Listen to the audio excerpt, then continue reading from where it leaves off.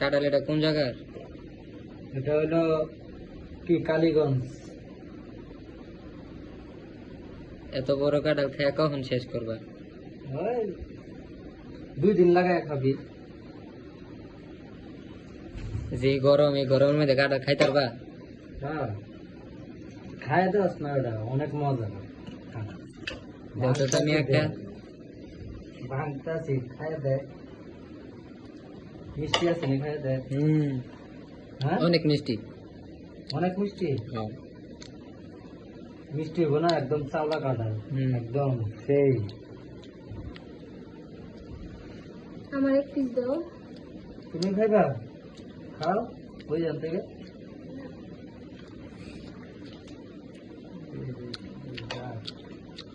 তুমি বিচি নিও।